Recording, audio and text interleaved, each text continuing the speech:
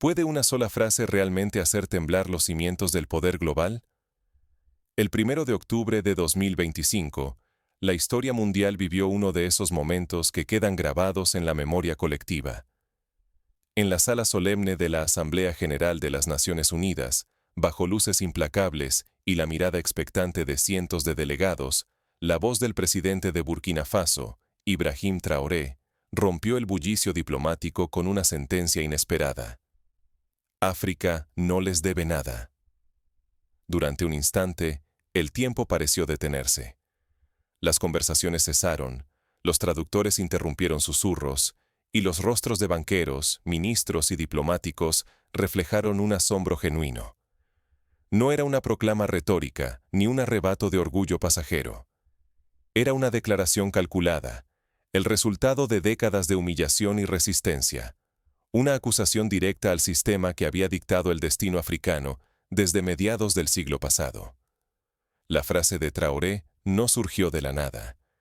Era el eco de una historia larga y dolorosa, la de un continente acostumbrado a escuchar promesas de desarrollo, pero forzado a vivir bajo el yugo de la deuda y la imposición.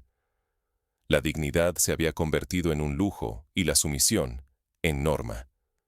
Sin embargo, esa mañana, la narrativa cambió. Para entender por qué esas palabras resonaron como un terremoto, hay que revisar cómo se forjó la jaula invisible de la dependencia. Desde la descolonización, cuando las banderas extranjeras dejaron de ondear sobre las capitales africanas, se instaló una nueva forma de control, la financiera. A los viejos imperios les sucedieron los modernos arquitectos del dinero, el Fondo Monetario Internacional, el Banco Mundial y los grandes bancos privados internacionales. En los años 60 y 70, África vio nacer decenas de repúblicas, cada una con la promesa de un futuro mejor. Sin embargo, pronto quedó claro que la libertad política no garantizaba la independencia económica. Pronto, países como Ghana, Costa de Marfil, Senegal y Nigeria se vieron atrapados en una espiral de préstamos condicionados, reformas impuestas y austeridad inapelable. Un ejemplo paradigmático es el de Ghana. Tras la caída de los precios internacionales del cacao y el oro, el país recurrió al Fondo Monetario Internacional para evitar el colapso. Pero los préstamos llegaron acompañados de exigencias: recortes en servicios públicos, privatización de empresas estatales y apertura de mercados a firmas extranjeras. La historia se repitió en Costa de Marfil, donde los ingresos del café y el cacao, en vez de alimentar el desarrollo local, sirvieron para pagar deudas e intereses a bancos en París, Londres y Nueva York. Las escuelas y hospitales se vaciaban mientras las transferencias de riqueza seguían su curso hacia el norte global. En Mali y Senegal, la situación no fue distinta. Los servicios públicos, pilar fundamental para el bienestar de cualquier sociedad, colapsaron por la presión de los acreedores. Hospitales sin medicinas, escuelas sin docentes ni materiales básicos. El costo de la obediencia no era abstracto, sino visible en la vida cotidiana de millones de personas. Nigeria, la nación más poblada del continente, sufrió uno de los golpes más duros en 1986. El Fondo Monetario Internacional le exigió una devaluación brutal y la venta de empresas nacionales a precios de saldo. En cuestión de meses, la clase media se evaporó, la moneda nacional perdió valor y los servicios esenciales se deterioraron. Empresas extranjeras aprovecharon el caos para comprar activos estratégicos y la soberanía del país quedó comprometida. Liberia y Sierra Leona, por su parte, se vieron atrapadas en una paradoja. Recibían préstamos incluso cuando era evidente que parte de esos fondos alimentaban la corrupción y no llegaban a la población. Pero el ciclo de deuda continuaba, aumentando la dependencia y perpetuando la inestabilidad. Burkina Faso, el propio país de Traoré, tampoco escapó a este destino. Aunque es uno de los mayores productores de oro de África, la mayor parte se exporta en bruto. El valor agregado se pierde en refinerías extranjeras y los beneficios reales terminan en manos de bancos y corporaciones fuera del continente. Esta extracción de riqueza no es nueva. Desde los tiempos coloniales, África ha sido vista como una fuente inagotable de recursos: oro, petróleo, diamantes, cacao, café, algodón.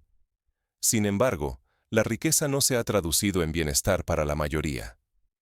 Como ejemplo, basta recordar la famosa paradoja de la abundancia, o maldición de los recursos naturales, que ha afectado a países como Angola, Nigeria y la República Democrática del Congo. En estos lugares, la abundancia de recursos ha traído conflictos, corrupción y pobreza, en vez de prosperidad. Durante décadas, las cumbres internacionales parecían rituales vacíos, donde los líderes africanos eran aplaudidos por su compromiso con la gobernanza y la transparencia, mientras en la práctica se los obligaba a firmar acuerdos que hipotecaban el futuro de sus hijos.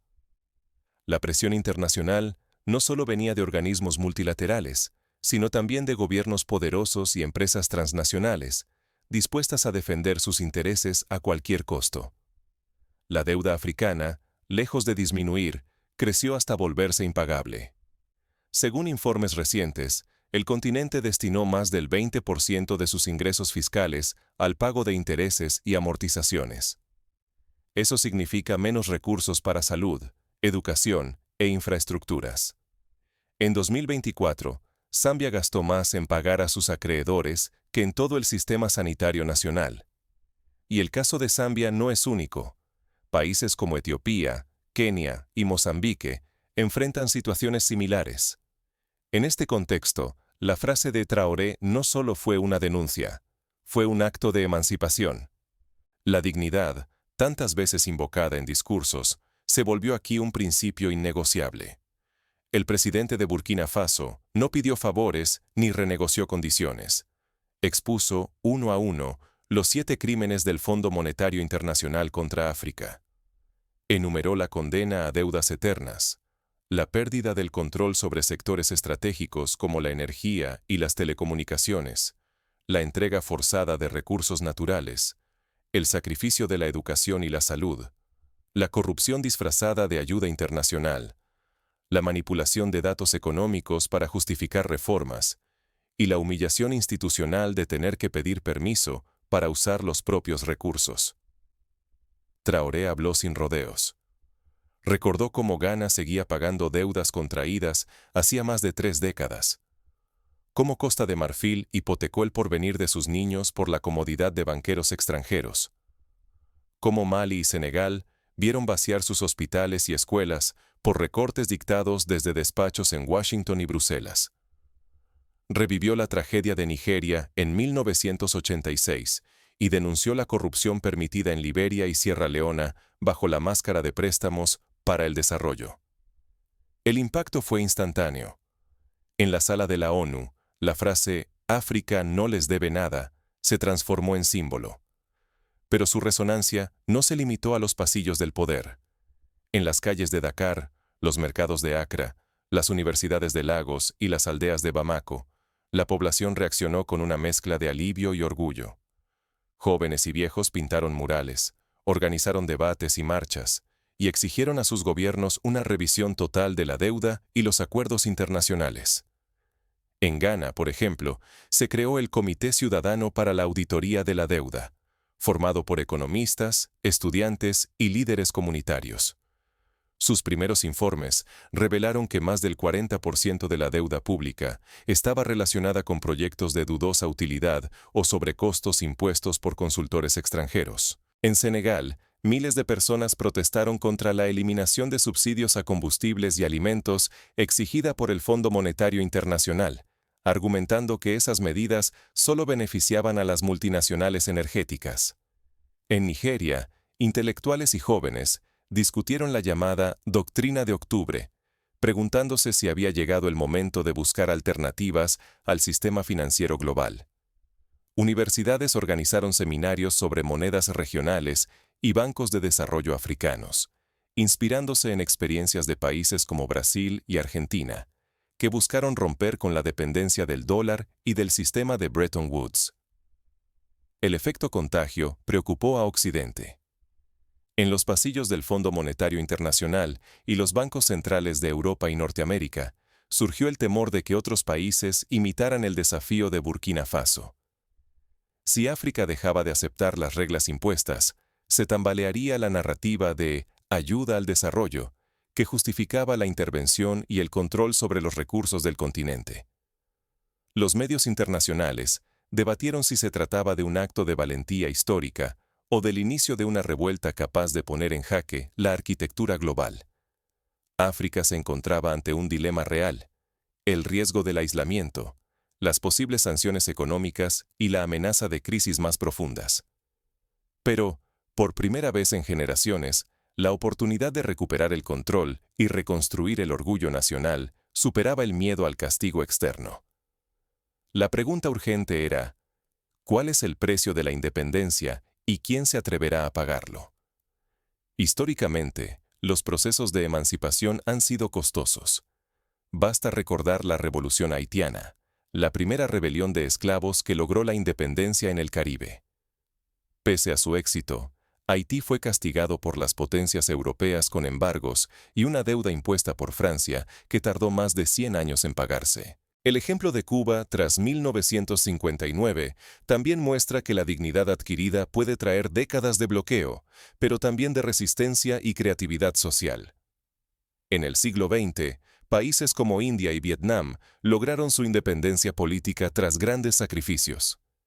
India, tras la Marcha de la Sal y décadas de desobediencia civil encabezada por Gandhi, enfrentó enormes desafíos económicos, pero sentó las bases para su desarrollo posterior. Vietnam, tras la victoria frente a Francia y Estados Unidos, tuvo que reconstruirse desde las ruinas, pero hoy es un país en rápido crecimiento. Estas historias muestran que la emancipación nace del sufrimiento, pero también de la convicción colectiva. En Burkina Faso, las consecuencias de la ruptura con el Fondo Monetario Internacional no tardaron en sentirse.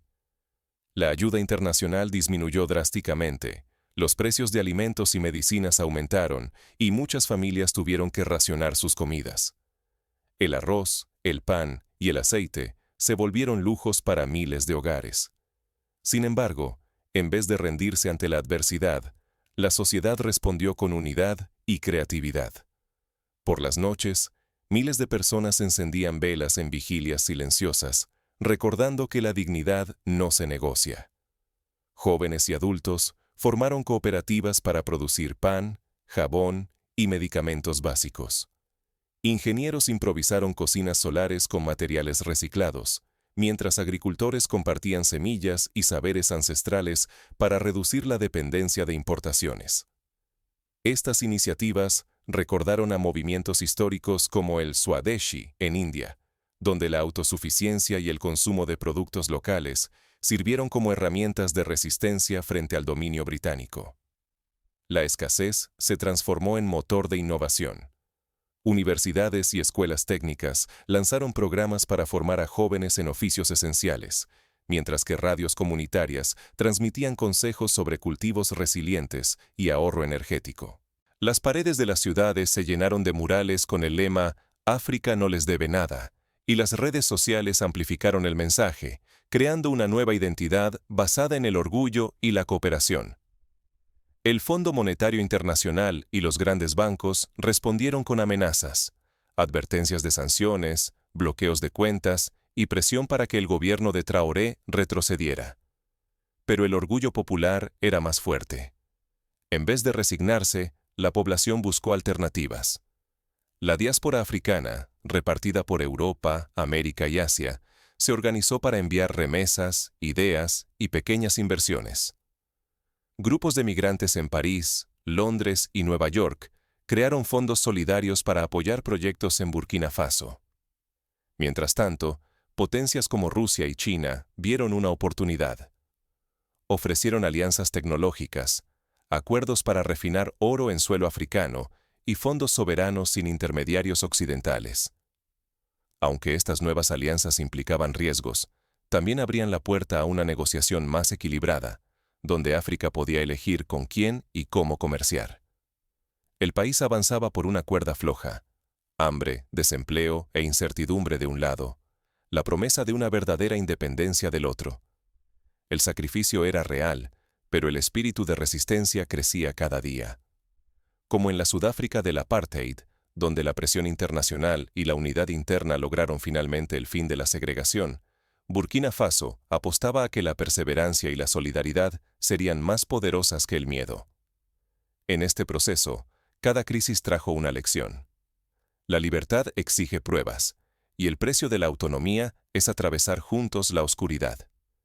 El miedo comenzó a transformarse en confianza, la dependencia en comunidad.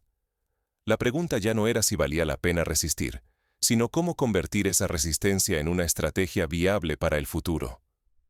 ¿Cómo se traduce la emancipación en la vida diaria?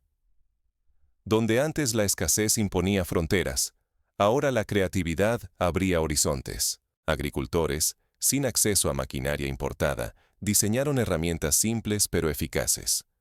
Jóvenes ingenieros crearon bombas solares y sistemas de riego con electrónica reciclada. Cooperativas de mujeres asumieron el control de la producción de oro, financiando bancos de crédito soberano y microempresas locales. Las universidades, inspiradas por el ejemplo de Traoré, lanzaron incubadoras para fomentar el emprendimiento juvenil. En vez de emigrar, muchos jóvenes optaron por crear negocios que respondieran a las necesidades de sus comunidades. Así surgieron empresas de energías renovables, centros de reciclaje y plataformas digitales para el comercio local. La autoorganización se convirtió en norma. Redes entre comunidades rurales y urbanas permitieron compartir recursos y conocimientos. La resiliencia dejó de medirse en toneladas de ayuda y empezó a contarse en acciones cotidianas de solidaridad y creatividad compartida. La identidad africana comenzó a reescribirse desde adentro. Los mercados locales se llenaron de productos autóctonos. Las escuelas enseñaron historia y cultura africanas, y los medios de comunicación narraron los logros sin filtro externo. Ser africano dejó de ser sinónimo de escasez y pasó a significar autonomía y decisión. El cambio no se detuvo en Burkina Faso. Países vecinos como Malí, Níger y Guinea comenzaron a trazar sus propios corredores comerciales y rutas energéticas, evitando la tutela de potencias extranjeras. Inspirados por el ejemplo, más gobiernos y ciudadanos comprendieron que la independencia no es solo una fecha histórica, sino una tarea diaria y colectiva. El riesgo y la promesa conviven en este proceso. Si la resiliencia y la colaboración se mantienen, África puede dejar atrás la imagen de continente dependiente y convertirse en referente mundial de soberanía. Lo que está en juego no es solo el presente, sino la reputación, los recursos y el destino de generaciones completas. Este momento fundacional es apenas el inicio. Lo que sigue dependerá de quienes se atrevan a imaginar un continente en sus propios términos y a construirlo día a día. ¿Te atreverías a sacrificar la seguridad de lo conocido por la libertad auténtica? Esa pregunta, más que retórica, es una invitación a la reflexión. Tras el discurso de Traoré, la disyuntiva dejó de ser abstracta. Se convirtió en una elección real para millones de personas. El valor de rechazar la comodidad comprada con deuda y dependencia no es solo un gesto simbólico. Es una decisión capaz de transformar destinos colectivos. ¿Cuántas veces preferimos callar por temor a perder lo poco que poseemos, sin ver el precio oculto de ese silencio? Ahora, la opción es clara.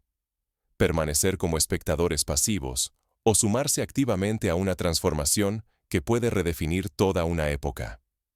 La historia reciente está llena de ejemplos de pueblos que, al enfrentar la adversidad, encontraron en la crisis la oportunidad de reinventarse.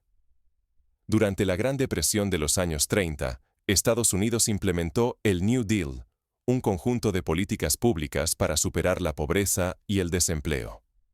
En América Latina, la ola de nacionalizaciones de los años 70 permitió a países como Bolivia y Venezuela recuperar el control sobre sus recursos energéticos, aunque a costa de conflictos y sanciones. En Asia, Corea del Sur y Taiwán optaron por modelos de desarrollo endógeno, priorizando la educación, la tecnología y la industria local. En menos de medio siglo, pasaron de ser países agrícolas y dependientes a potencias industriales. Estos casos muestran que la autonomía se conquista con esfuerzo, pero puede abrir caminos antes impensados. África ha demostrado que la escasez, lejos de ser condena, puede ser la chispa que enciende la innovación. La independencia real no se limita a lo político ni a lo económico. Es la capacidad de elegir quiénes queremos ser, aunque eso implique desafiar reglas impuestas desde fuera. Hoy, la historia no la escriben solo los líderes o las instituciones. Nos corresponde a todos, a quienes escuchan, cuestionan, se indignan o se levantan desde cualquier rincón del planeta. El futuro de África, el control de sus riquezas y el destino de sus hijos dependen, al final, de la voluntad y el coraje de quienes deciden decir basta. Rendirse es sencillo, pero dignidad es resistir cuando parece que nadie más lo hará. ¿Y tú, ante la adversidad, serás testigo o protagonista? La decisión de cada persona, individual y colectiva, puede marcar el verdadero punto de inflexión. Comparte tu visión. ¿Qué significa realmente ser independiente hoy? Tus palabras, tus gestos y tu valentía pesan mucho más de lo que crees. Cuando una historia se convierte en movimiento, ningún poder puede